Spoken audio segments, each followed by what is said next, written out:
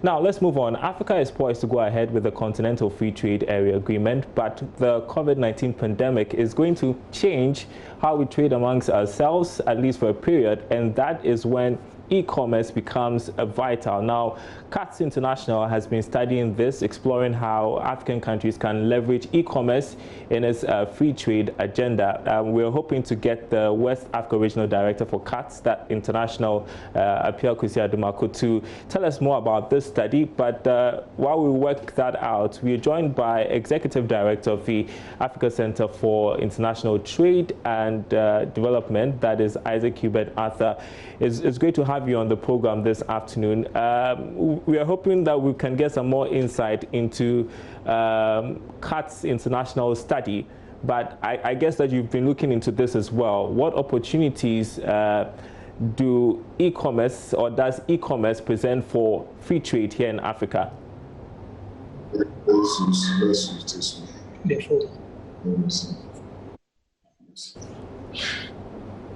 Hello, Isaac, can you hear me? All right. I'm not too sure if Isaac can hear me. We'll try and rectify that and go back to him. But you're watching the Marketplace. We want to discuss how we can leverage e-commerce in order to benefit from the Continental Free Trade Agreement. Can we do the story with Isaac Ishmael Yamson, maybe, while we wait for that? Now, he has been talking about Internet of Things, information technology, and how that can also help us access global markets. We can listen to bits of what he said at a forum.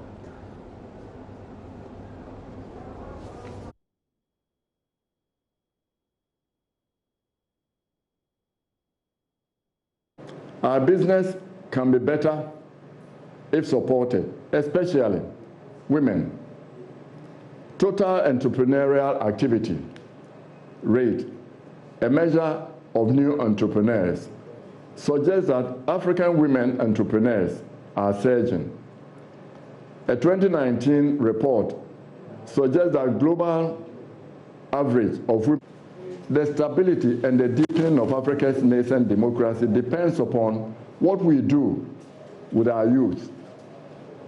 If you see Mohamed Yahya of the UNDP Africa, he has written something called Africa's Defining Challenge, the youth that we need to use. But if we don't create the freedoms around for the youth, they will migrate somewhere else. Africa is the most youthful continent. A trained and technology-savvy, ICT-savvy youth, equipped with nation-building skills, can be a force for development. But if we don't, the private sector doesn't create the jobs for them, they become a factor for destabilization for our continent. Why private sector needs democracy? We need the infrastructure in terms of ports, internet connectivity. Most dictatorships like to close down access to the internet. So we need democracy to be able to provide the broadband adequate width and competitively priced for our tech-savvy youth to get involved. To facilitate our access to markets in an increasingly technology-driven world. We need well-trained professionals. But if freedoms essential for innovation are stifled, these footloose, ICT-savvy global citizens, who are called net citizens, will depart to enrich other destinations, as evidenced by the millions of African science, technology, engineering, and innovation professionals who are applying their skills in the diaspora. So that was economist Kwame Pianim speaking at the Ishmael Yamson and Associates Business Roundtable webinar. He asked that the number of women in business in Africa is disproportionate compared with developed countries. He indicated that conscious effort must be made to invest in women like is done in developed countries. Our business can be better if supported, especially women. Total entrepreneurial activity rate, a measure of new entrepreneurs, suggests that African women entrepreneurs are surging.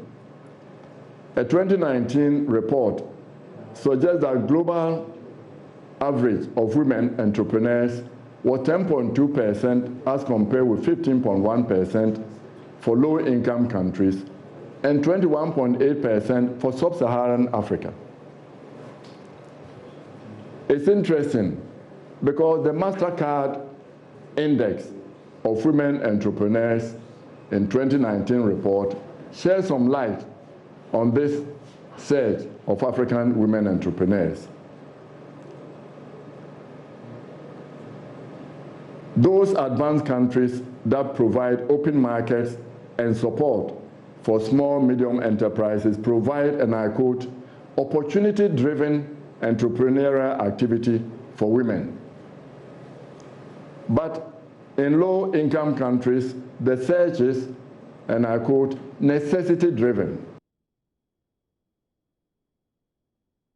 All right, so let's go to our previous discussion on the African Continental Free Trade Agreement and how we can leverage e-commerce. Hopefully, we can speak with West Africa Regional Director of CAS International, that is Apia Kusi Adumako, on the study they conducted and what the outcome was. Great to have you on the program.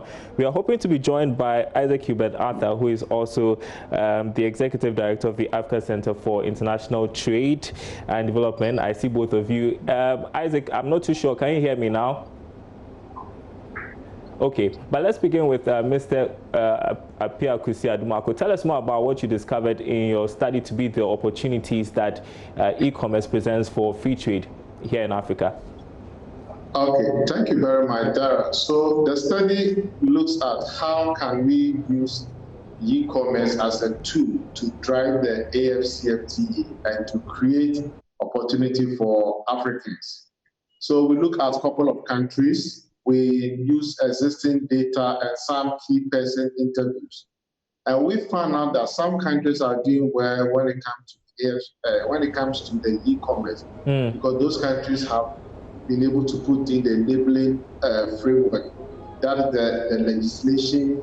They have the ecosystem to support e-commerce, like the payment systems. They also have what we call the addressing system and other security measures that all add up as an enabling instrument for e-commerce. But some countries like Sudan and Benin and Togo and others, you realize that they have not been able to put enough measures to take advantage of the e-commerce.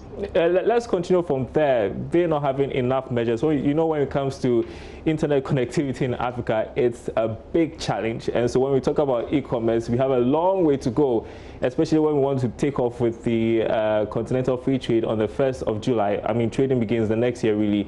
So how do we overcome these challenges? So I think before the AFCFTA came into full motion, the UNCTAD asked some researchers to come and do readiness assessment and readiness study for some selected countries to know how they are ready for the e-commerce. And when the diagnostic report came, the diagnostic report also came up with measures that those countries need to do to be able to become fully ready for the e-commerce evolution. And I'm happy to say that countries have done well.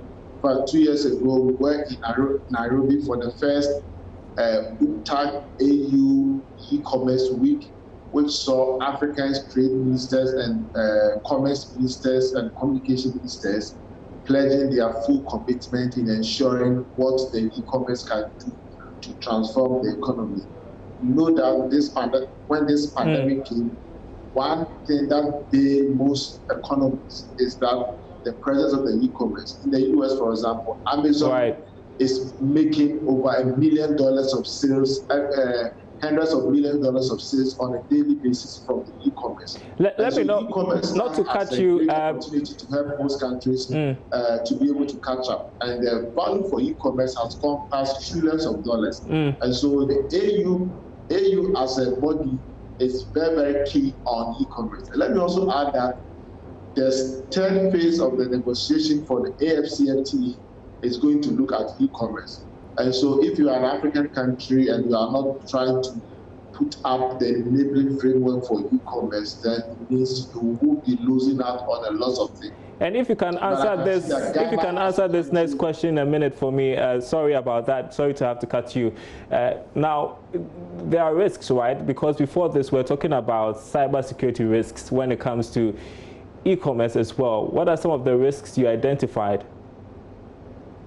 So most of the merchants who are on the e-platform, they have not been able to put up a very strong measures to protect users' data. Because when I come onto your e-platform to pay something, my credit card or my debit card, and if you don't have the enabling security framework, what it means is that hackers can easily go there and extract my personal details and use it to do shopping somewhere. And for this reason, some people are very, very skeptical when it comes to using their credit card information online. Okay. Apia Kusiadumako, sorry we have to end it here. You have been watching The Marketplace. My name is Darryl Kwa. We'll have that conversation subsequently because it's an important conversation to have. My name is Darryl Kwa. Thanks for watching. More news on our website, myjoyonline.com/business.